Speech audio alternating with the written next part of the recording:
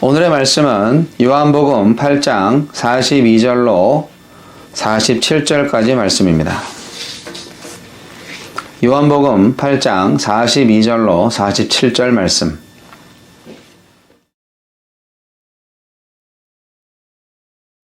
예수께서 이르시되 하나님이 너희 아버지였으면 너희가 나를 사랑하였으리니 이는 내가 하나님께로부터 나와서 왔음이라.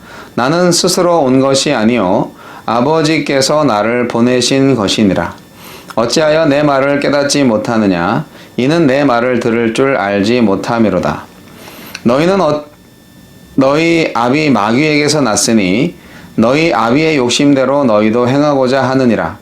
그는 처음부터 살인한 자요 진리가 그 속에 없으므로 진리에 서지 못하고 거짓을 말할 때마다 제 것으로 말하나니 이는 그가 거짓말쟁이요 거짓의 아비가 되었음이라.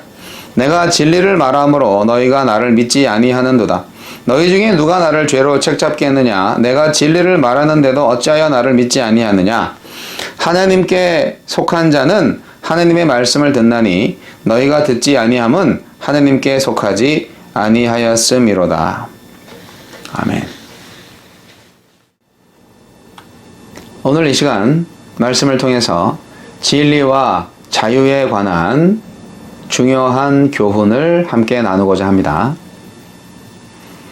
신약 성경에서 진리라는 단어는 헬라어로 알레테이아라는 말인데요. 이 말은 그리스도 안에서 계시된 하나님의 행동과 말씀을 의미합니다. 이 단어는 가상적인 것이 아니라 현실적이고 참된 것이라는 의미가 담긴 말로 거짓과 대조적으로 사용됩니다. 이 진리는 철학에서 말하는 보편적인 개념이 아니라 현재적인 것이며 그리스도를 믿는 자들에게 임하는 실제적인 개념입니다. 요한복음에서 말하고 있는 진리의 의미와 특징에 관해서 설명드리겠습니다. 첫째로 진리는 예수님입니다. 진리는 예수의 인격과 동일시되고 있습니다. 요한복음 1장 14절에 말씀이 육신이 되어 우리 가운데 거하심에 우리가 그의 영광을 보니 아버지의 독생자의 영광이요 은혜와 진리가 충만하더라 라고 기록되어 있습니다. 예수님도 직접 진리를 자신의 인격으로 증거하셨습니다. 요한복음 14장 6절 말씀, 예수께서 이르시되 내가 곧 길이요 진리요 생명이니 나로 말미암지 않고는 아버지께로 올 자가 없느니라. 예수님께서는 자기 안에 있는 진리를 제자들에게 나눠주셨고요. 당신이 떠나실 때 진리의 영을 제자들에게 주셔서 제자들과 함께 영원히 있게 하셨습니다. 14장 17절을 참조하시고요. 진리는 예수님입니다. 두 번째로 진리는 계시입니다. 진리는 계시의 사건을 설명해주고 있습니다. 요한은 율법이 모세를 통해서 왔고 은혜와 진리는 예수 그리스도를 통해서 왔다고 진술하고 있습니다. 여기서 진리란 예수 안에서 주어지고 드러난 하나님의 계시를 의미합니다. 그 계시는 뭐죠? 바로 하나님의 언약의 성취인 겁니다. 진리는 하나님의 언약의 성취의 계시입니다. 셋째로 진리는 하나님의 실제입니다. 하나님의 현존입니다. 예수님은 일시적인 세상의 현상과는 구별되는 하나님의 영원한 실제를 증거하고 있습니다. 진리는 곧 하나님의 말씀이며 예수님은 하나님께로부터 들은 진리를 말씀하고 있습니다. 넷째, 진리는 육과 세상과 악마와 대립되는 개념입니다. 오직 하나님께 속한 사람들만 이해할 수 있는 것입니다. 진리는 성령의 활동을 통해서 알 수 있는데요. 요한복음 16장 13절 말씀 참조하시기 바랍니다.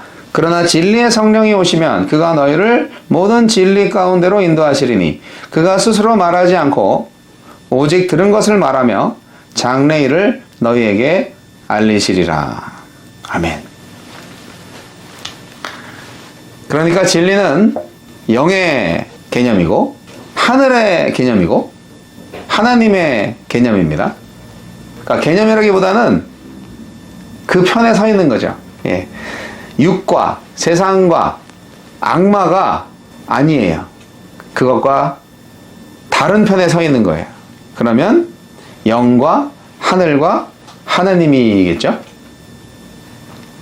육과 세상과 악마와 대립되는 개념이 그거잖아요. 여러분 진리의 편에 서 계시죠? 다섯 번째로 진리는 인류를 자유케 합니다. 진리는 정적인 개념이 아니라 동적인 개념입니다. 진리는 초현실적인 존재로서의 실제가 아닙니다. 하나님의 뜻으로서의 진리는 실제로 죄악된 세상에 도전하는 진리입니다. 도전해서 인류를 자유케 하는 진리입니다. 할렐루야. 그러므로 진리는 행할 때만 의미가 있는 것입니다. 요한복음 3장 21절은 증거하고 있습니다.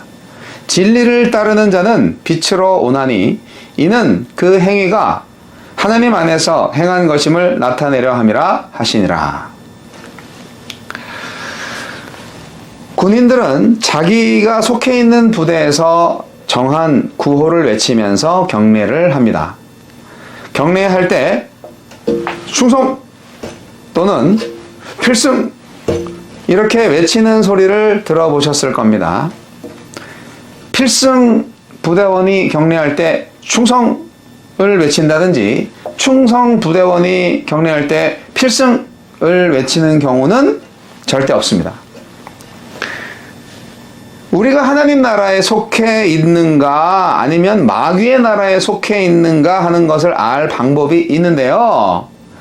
그것은 바로 진리 안에 거하는가 거하고 있지 않은가에 달려 있습니다.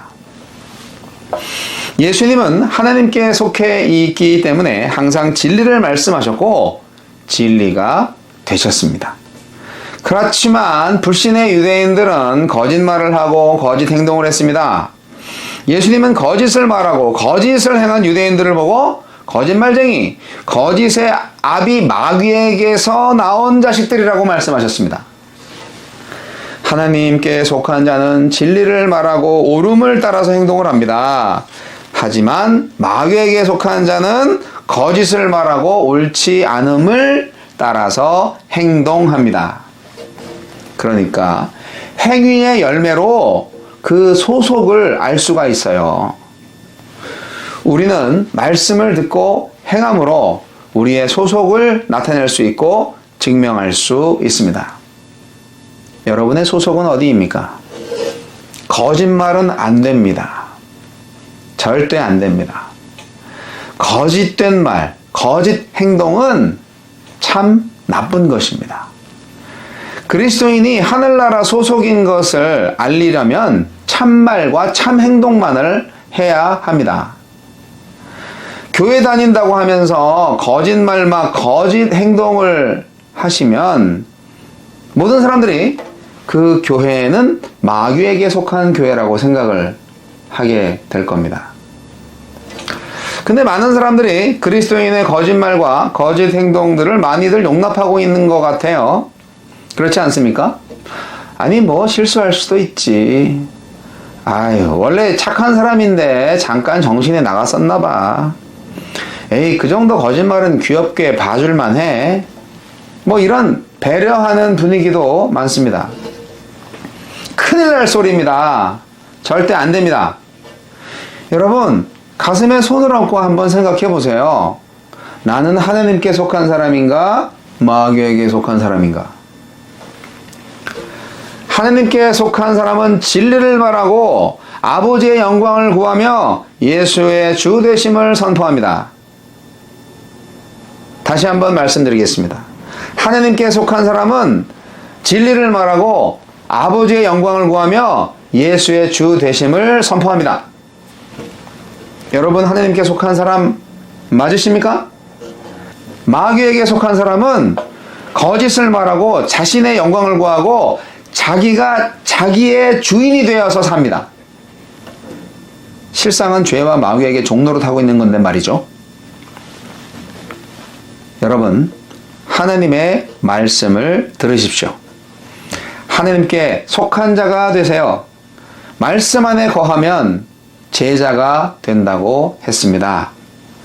그렇게 되면 진리를 알게 된다고 했습니다. 진리를 알게 되면 어떻게 됩니까? 자유케 됩니다. 할렐루야. 그럼 자유가 뭘까요? 자유에는 정치적 자유, 경제적 자유, 사상적 자유 등 많은 종류의 자유가 있습니다. 그러나 이 모든 자유는 완벽하지 못한 자유입니다. 세상에서 수많은 사람들이 유구한 역사를 살아오며 자유를 위해서 애쓰고 투쟁했습니다. 프랑스 대혁명의 주인공들은 자유와 평등을 얻기 위해서 봉건 영주들과 투쟁했습니다. 미국을 세운 사람들은 영국으로부터 독립을 얻기 위해서 애를 썼지요. 또한 미국 흑인 노예들은 생존과 번영을 위해서 싸워왔습니다. 한국도 일본의 식민지였을 때 독립을 위해서 많은 사람들이 대한독립 만세를 외치고 피를 흘렸습니다. 철학자 소크라테스는 사고의 자유를 위해서 한평생 노력했습니다. 근데요, 오늘날 자유민주주의 나라에 살고 있는 우리들을 돌아볼 때 진정한 자유를 누리고 있는가 잘 생각해 보면 글쎄요, 아닌 것 같은 생각이 들 때도 있습니다. 왜 그럴까요? 뭔가 모르게 뭔가에 우리가 좀 속박되고 좀 부자유스러운 인생들이 참 많이 있어요. 왜 그럴까요? 본질적으로 인간을 부자유하게 만드는 것은 외형적이고 물리적인 것이 아니라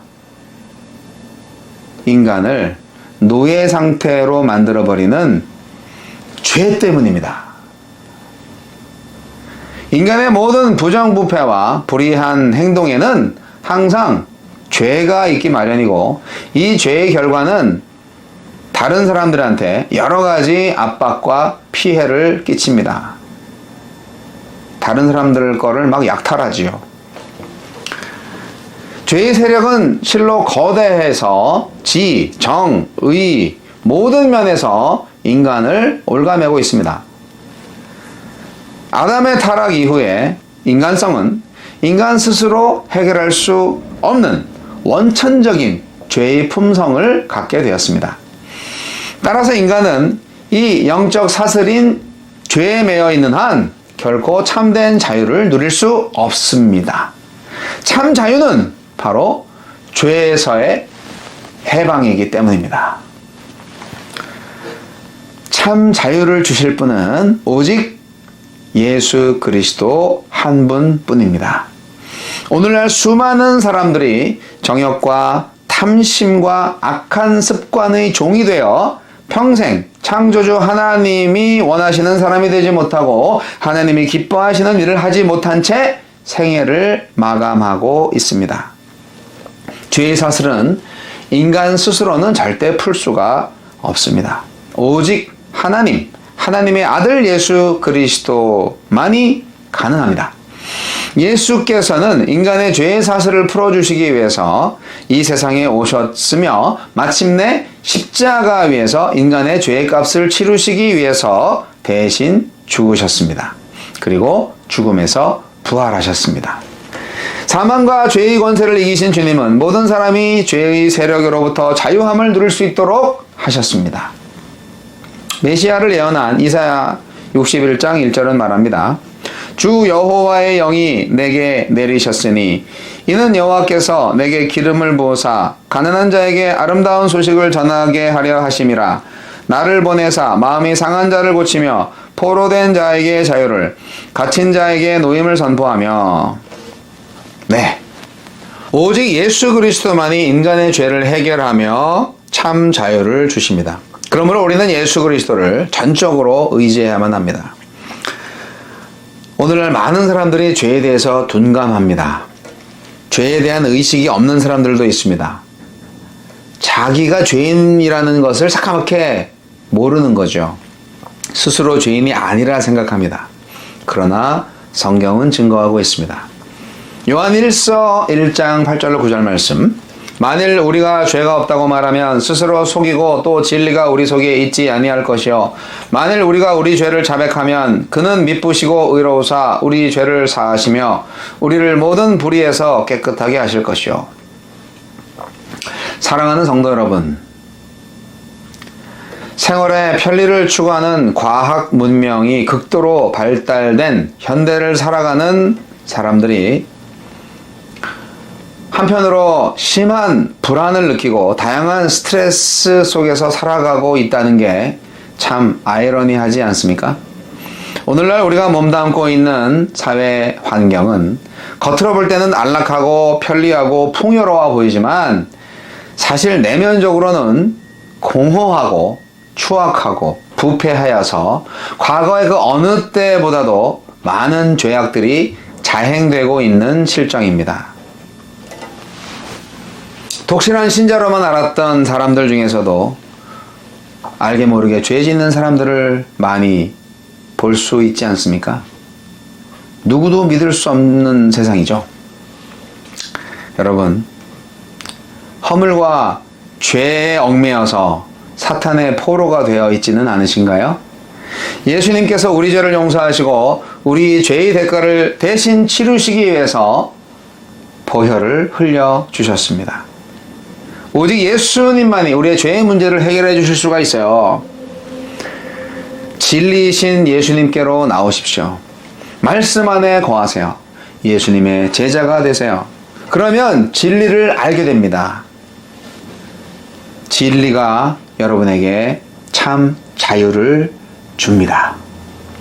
진리를 안다는 건 진리의 영이 내 안에 거하여서 내가 진리가 된다는 것을 의미합니다. 여러분, 제자입니까? 여러분, 진리를 아십니까? 여러분, 참 자유하십니까? 기도하시겠습니다. 진리를 알지니 진리가 너희를 자유케 하리라는 말씀이 이루어지게 하여 주옵소서. 우리가 주님 안에 거하기를 원합니다. 주의 말씀 안에 거하기를 원합니다. 주님의 말씀이 나의 인생에 나타나기를 원합니다. 주님이 이 세상에 오신 것처럼, 말씀이 육신이 된 것처럼 주님의 말씀이 나의 삶이 되게 하여 주옵소서. 그래서 참 자유를 누리게 하여 주옵소서.